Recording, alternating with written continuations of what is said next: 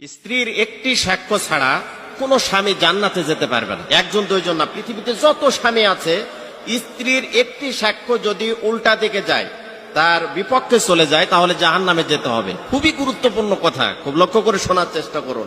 একই সঙ্গে 20 বছর, 30 বছর, 50 বছর, 70-80 বছর একসঙ্গে সংসার করলেন, এরপরে হজ করেছেন, 5 ওয়াক্ত নামাজ পড়েন, প্রথম কাতারের মুসল্লি, দান সদকার কোনো সমস্যা নাই, আপনি সব সময়ের জন্য জিকির আজকার তসবিহ তাকাল করছেন, আমলের কোনো নিজেকে মনে করছেন যে প্রথম জান্নাতি কাতারের এক কাতারে আমি থাকবো। কিন্তু আপনি এটা কখনো খেয়াল করেছেন যে আপনার স্ত্রী যদি একটি কথা আপনার বিরুদ্ধে বলে, তাহলে কিন্তু আপনাকে জাহান্নামে যেতে হবে। তো এইটা খুব লক্ষ্য করে আপনারা খেয়াল করার চেষ্টা করুন, শোনার চেষ্টা করুন। আমি বলছি, তার আগে বলছি যে বিশ্বনবী স্ত্রীদের বিষয়ে কি বলেছেন এবং স্ত্রীর সাথে বিশ্বনবী কি ব্যবহার করেছেন।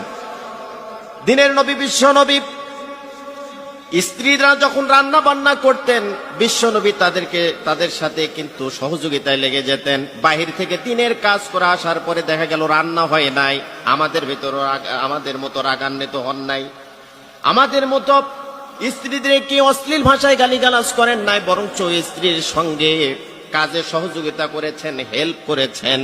অথচ আমরা দেখা যায় বাসায় আসার পরে, কাজ করে আসার পরে, বিজনেস করে আসার পরে, বাহির থেকে আসার পরে যদি রান্না বান্না না হয়, আমাদের খিটখিটা মেজাজ, উগ্র মেজাজ, অশ্লীল ভাষায় কিন্তু আমরা স্ত্রীদেরকে কথাবার্তা বলি এবং প্রহার করি।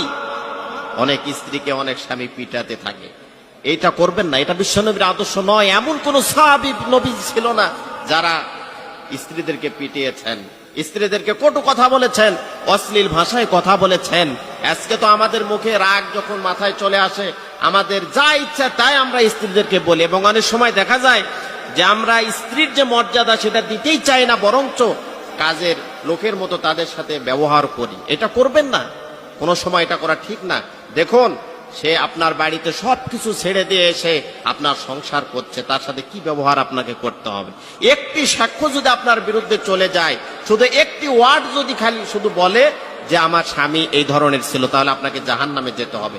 কোন স্বামী যদি মারা যায়, মারা যাওয়ার পরে স্ত্রী যদি মন থেকে যদি বলে আমার স্বামী ভালো ছিল, তাহলে ওই স্বামীটি আল্লাহর জান্নাতে চলে যাবে। কিন্তু এই শব্দটা, এই কথাটা মন থেকে আসতে হবে।